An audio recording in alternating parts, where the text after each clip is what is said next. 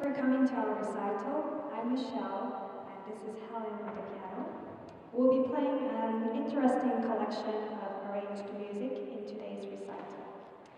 First of the program is Telemann Sonata in F minor. It was first written for bassoon and continuo, and later arranged for recorder. Son and grandson of clergymen, a friend of Bach and Handel, and godfather to Bach's son, C.P.E. Bach, Telemann was listed in the Guinness World Records as the most prolific composer in terms of surviving works. This sonata opens with a movement named Triste, which means sad.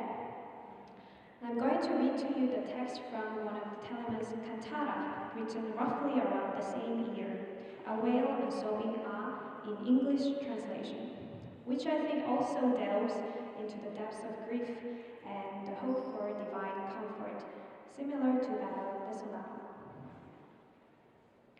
A wail, a sobbing ah, must toll the bell of sorrow, that my joy, which once was on earth, now sinks into the grave, falls down. However, my gaze shall go further, and look to the comfort of heaven, where life's suffering and pain find an end in eternity. In your grace, open depth, there I find comfort in my pain. The high God who surrounds me, here is my lament and my sigh.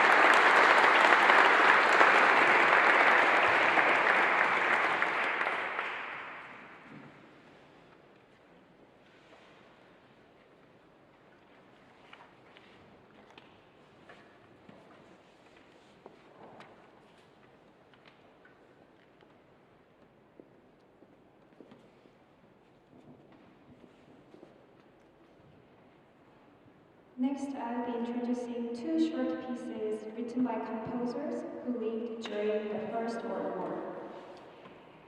German composer Siegfried Karg-Elert composed 30 caprices for a friend named Karl-Bartuzet. This friend was bound for service in the First World War. These caprices are one of the most difficult studies in flute repertoire, designed to challenge flautists on professional level. Perhaps Karg-Elert wanted to console and distract his friend from all the despair and craziness of the war by giving him a very difficult task. The Chaconne is the last and most challenging of the 30 caprices. He, as in his many works that are in neoclassical style, took traditional material from Baroque era, Chaconne in this case, and reinterpreted it in modern style, resulting in highly complex and creative work. Chaconne, as in the traditional way, features recurring bass line, a descending tetrachord in the continuo part, and the instrument plays gradually complex and embellished variations on the original theme.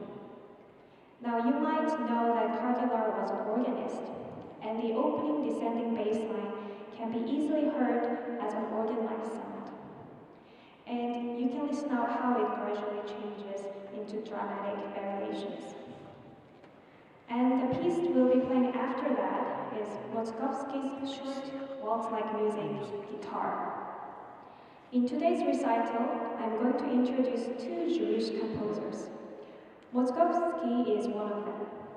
He was a German-Polish-born composer who died in Paris. Pianist himself, his music demonstrates high piano techniques and elegant tunes. This piece was originally written for piano, but it's meant to imitate Spanish guitar's texture and rhythm, which is why the title Guitarre. It shows Spanish dance rhythms, elegant tunes, Romantic era's flourishing harmonies, and piano's techniques. It also works very well on the violin and cello, and today we'll be interpreting it into flute and piano duo.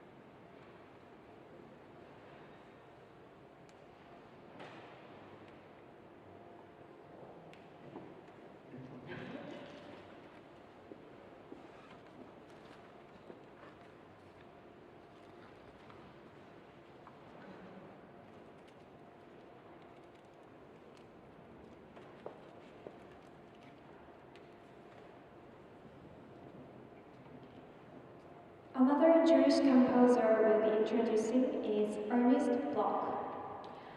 While both Moszkowski and Bloch were Jewish composers, you'll find them very different in style.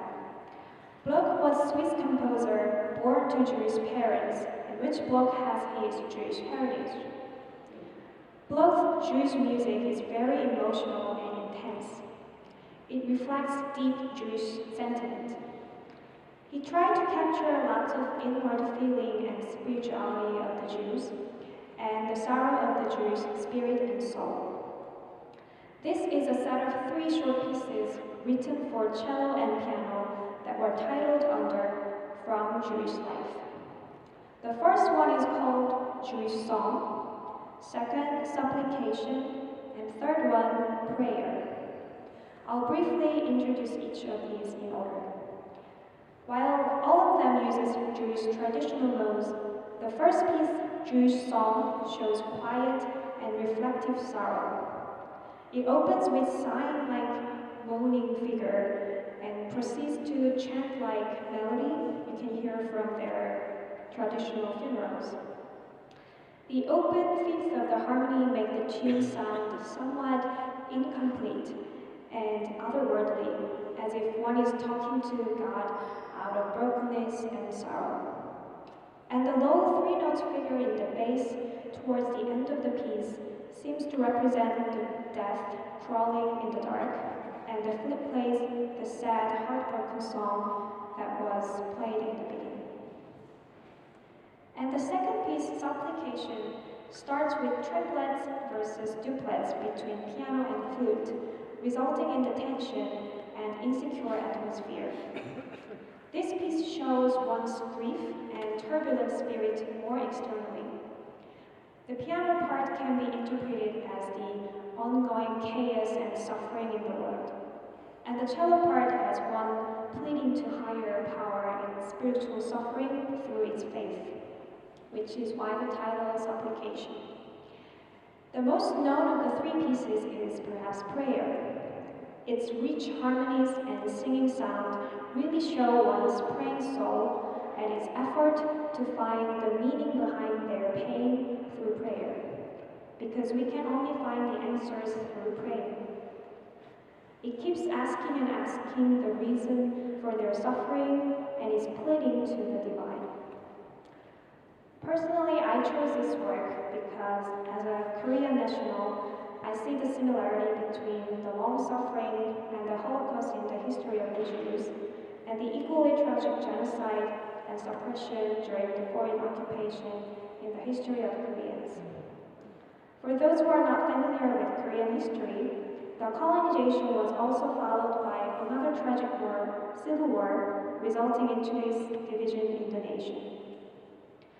But there were lots of people who resisted in their waiting and praying during the hardest time in hope that God will bring healing for our pain, just like the Jews, and we still continue to pray for peace and unity.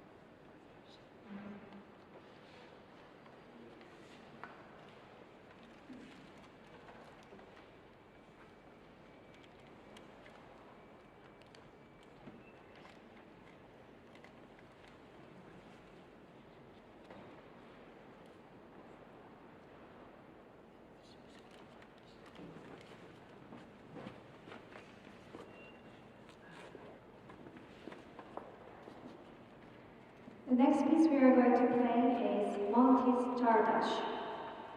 Czardas is a Hungarian word for dance. It starts with a slow, exotic introduction and finishes with a fast, wild passage. Although it may be technically rather challenging for flute because of the fast détaché and the range of the violin, both the slow and fast dance spirit are very expressive and really make one dance.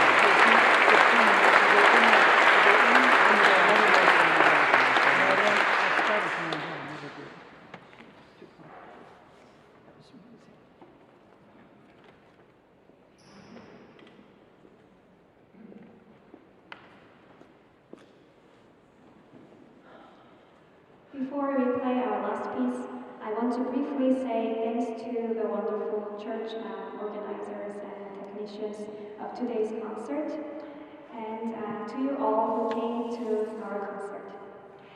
I also want to give a tribute to my mentor, William Bennett, who was an extraordinary, loving and caring teacher and one of the greatest musicians of our era. I also brought the album that he and I recorded together, which you will find on your way out. I think it's a very special album, as it was the last recording he made before he passed away. If you want to find more about it, you can talk to me later or Google William Bennett and Michelle Choi. To finish up, I'd like to present a work by a Korean composer, Yongjin Roh. It was originally written for choir, and I arranged it for flute and piano. It takes the text from famous David's Psalm 23, which has become my favorite verse since it gave me lots of peace of mind in times of my illness and trouble. I'll briefly recite the verse to you before playing the piece. I hope it also gives everyone here the same peace I experienced. The Lord is my shepherd, I shall not be in want. He makes me lie down in green pastures. He leads me beside quiet waters. He restores my soul. He guides me in path of righteousness for his name's sake. Even though I walk through the valley of the shadow of death, I will fear no evil, for you are with me. Your rod and your staff, they comfort me. You prepare a table before me in the presence of my enemies. You anoint my head with oil, my cup overflows. Surely goodness and mercy shall follow me all the days of my life, and I shall dwell in the house of the Lord